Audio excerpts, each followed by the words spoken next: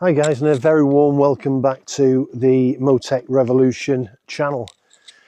I've been looking through some of the comments on some of the previous videos and some more recent comments, especially about the 900 DSX, and you guys asking whether the 2025 model is any better on the fueling and the mapping than the 24 model. Now, the short answer to that, guys, is I can't really tell you because I haven't ridden the 2025 model, I'll be totally honest. They're exactly the same, they look the same, apart from obviously the 6-axis ABS cornering that's built into the new one, and the screen mirroring using the app that you have to use to mirror your screen to the screen on the bike. Now, that hasn't been perfect in its application. I've heard a lot of people saying it cuts out, it stops halfway through a ride, etc, etc. It's a good idea in principle, but had it been a CarPlay or an Android Auto, it would have been a much nicer iteration of that type of interaction with your bike on the screen. So with regards to the fueling and the throttle mapping on the Voge 900 DSX, now we know a lot of bikes, a lot of ride-by-wire bikes have been having similar problems.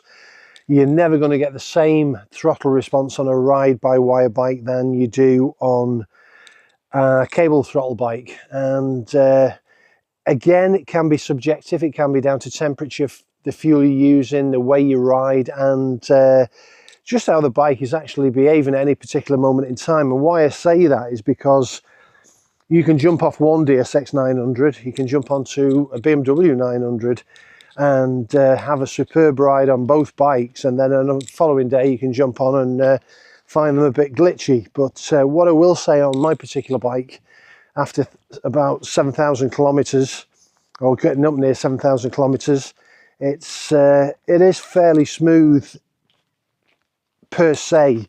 Now, I say that there is the odd glitch where I can be riding with my wife and we're in traffic and we're slow moving traffic, and it can have the odd hiccup and the odd splutter where you need to use the clutch. But I would say 99% of the time, mine's slow moving, I can bobble along, providing you're in the right gear. If you overgear it to a higher gear when you should be in a lower gear, to my mind, that's when the bobbling effect takes more of a, is more noticeable, I should say.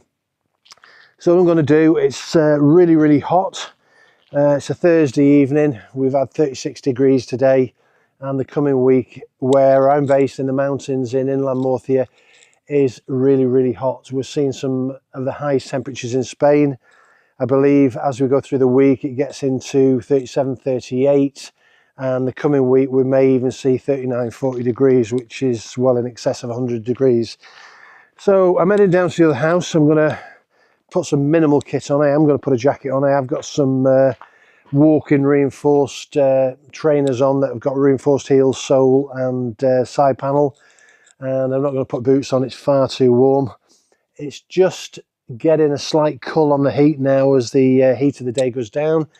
So I'll put a mesh jacket on, helmet, gloves, and we'll get out on the Voge and we'll have a look, an in-depth look, bearing in mind that we are at high temperatures. The Voge doesn't like high temperatures, it tends to get very hot, especially if you're poodling. So we'll get out and we'll analyse the situation on my bike in more depth after 14 months of ownership, and I'll catch up with you as soon as I get some kit on and we get the bike out and we're riding. Now, this section of the road I'm on is very smooth. It's only a single track, and it really gives me a true feeling of how the throttle is responding. Now, we're only on 1 bar or 1 bar and a half on the temperature, so it's not totally running at its normal running temperature. Although that being said, on the 4.7 update on the 2024 model, generally if you're running, that's where it hovers. It's only if you come into traffic, slow moving traffic, or you stood for a while, that it will go up to 2 bars and you'll hear the fan come on occasionally. So tootling along in 4th gear, around 3,000 revs per minute. I'm in road mode at the moment, very, very smooth throttle response. So general riding response throughout the gears is very, very smooth. Now, a lot of people are experiencing, or a lot of people are complaining about very poor throttle response in slow moving situations, and we're going to explore that a little bit. Now it's a bit tilted in its in the way I'm going to do that, because obviously if you're in town you're slowing up, you're starting, you're up and down, and it's quite easy to maintain a slow speed on any ride-by-wire bike if it's a constant slow speed. So what I'm going to try and do, I'm going to try and mimic going into a low speed situation, and we'll go down, we'll pretend we're coming up to traffic lights and we want to crawl at the traffic lights. So I'll put it into first gear and I'll drop the clutch totally, and I want to keep it sub or 20 kilometers per hour or sub. It is searching a tiny bit. It's not too nasty that you can't deal with it, but it's not super smooth. Now the main test I've done on this before, and I've shown you guys before, is you can obviously have rider error in the way you're holding the throttle and the way the bike's jerking you around. So if I take my hand off totally, and what we want to do is see if it'll run without me touching the throttle at all. Now it's holding a steady 15 kph, and it's pretty constant. It's not searching, it's not moving from that 15. We're only at 1.5 or 1,300 revs per minute, and it's doable. There is some noticeable searching of the engine, and what we'll do, we'll try in different road modes. So we'll move off from first, we'll get into a higher gear into second. Again, I'm going to do this very slowly, so I'm keeping the revs really low. Most slow moving traffic here, there's a speed restriction here in Spain of 20 kilometers an hour if you're going through an area where there's no pavements either side. So it can be a walkway either side, but there's no drop-off pavement. It goes down to 20 from 30. Now second gear, there is some searching there. Bearing in mind I've not done a throttle mod on this for a long time, so it's not butter smooth. It's nowhere near as smooth as my Super Meter 650.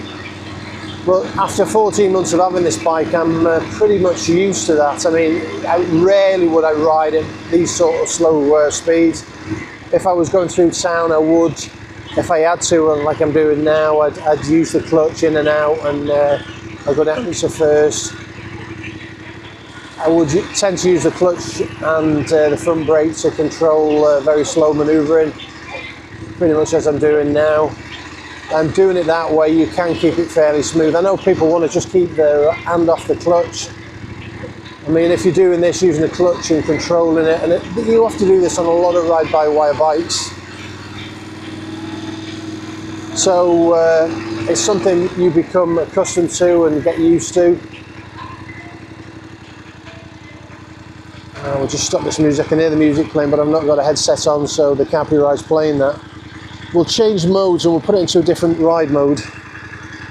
Let's use this cable. I've moved it to the other side because, as you can see, the copyright's cutting out. It wants a direct wired system, really. So we're in rain mode now. So rain mode is the most fluid and softest of all the modes on the bike. We're down to 29 degrees now, so it's feeling a bit cooler. So we'll start in rain mode. We'll pull away in rain mode. And we'll do the very same slow speed test in rain mode just to see if it's... so we're off the throttle totally again. I'll try and put my hand to the side. And again, in rain mode, it's a softer response, but there is some searching there. Again, what I'd be tempted to do is I'd use the clutch and I'd feather the clutch in and out in slow traffic. So yeah, again, some slight bobbling there. We'll put up into sports mode. 1, 2. That's got us into road. That's got us into sports, and we'll do the same thing again. Temperature now is up to what I would call a warm temperature. It's on 2 bars, so possibly the fan will kick in a minute. So I'm doing this so just to test the different temperatures of the engine for the fueling. I'll try again in first, again in sports. And straight away I can feel there's a lot more power there. And we'll throttle right off.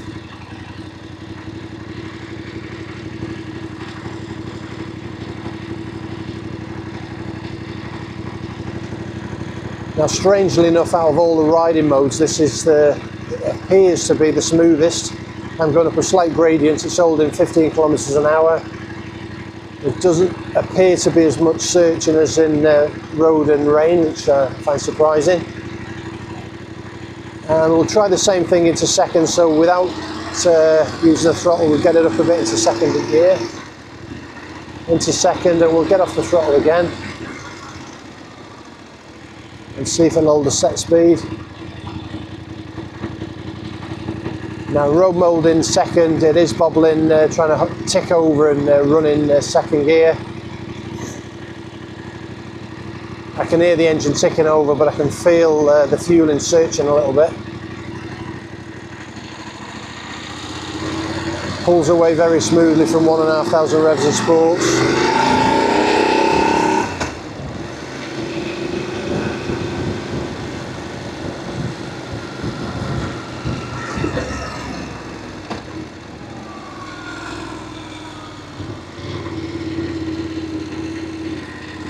Do the same thing again, pretend we're coming up to some traffic lights.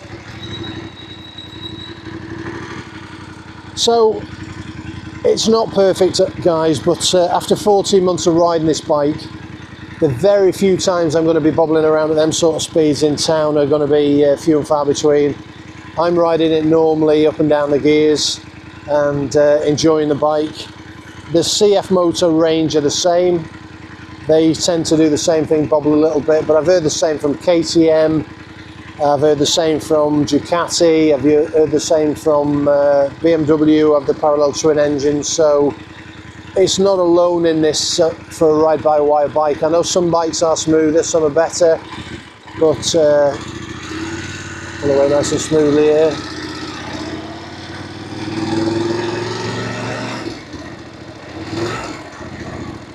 But even at very slow speeds, there's a bit of a lurch there when I put the throttle on.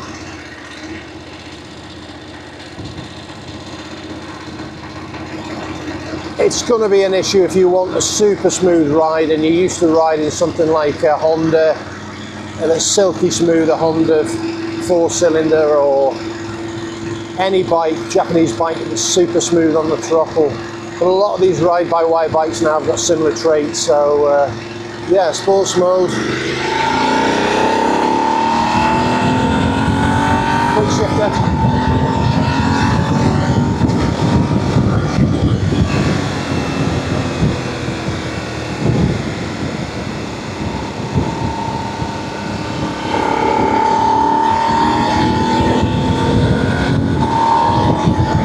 Quick shifter, very, very smooth.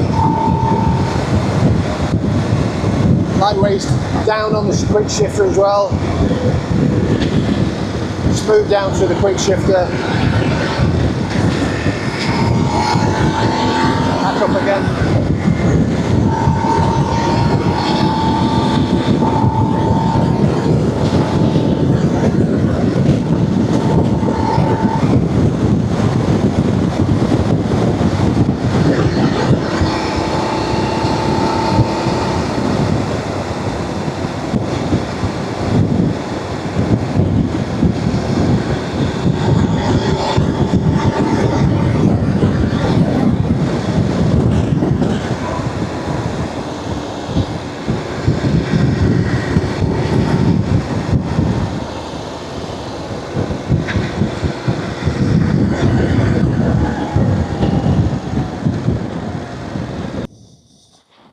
So guys, deal breaker or not?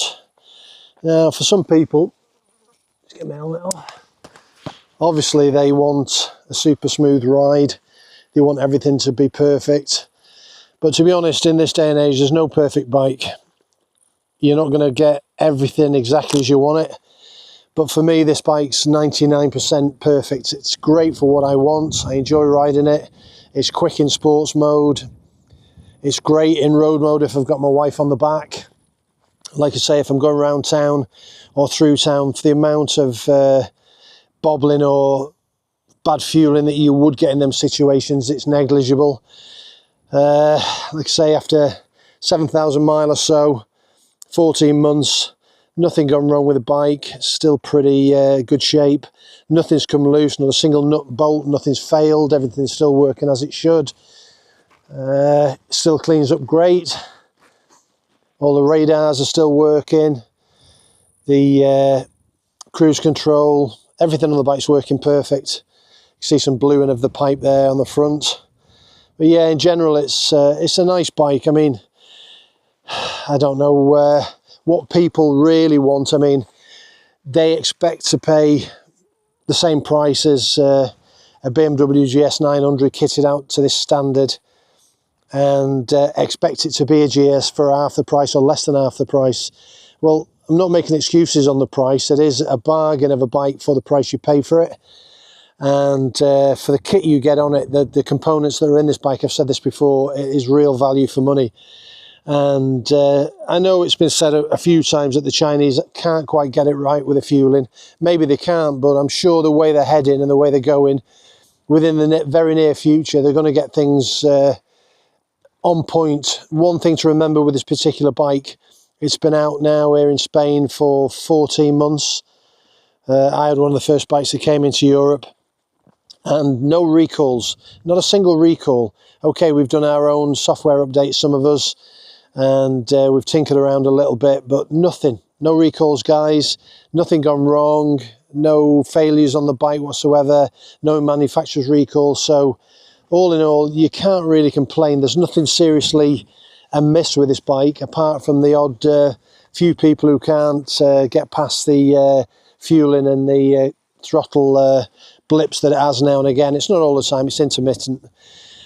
It's been pretty bulletproof. It was one of the very early models brought into Spain, and no issues whatsoever with mine. It's been absolutely fine.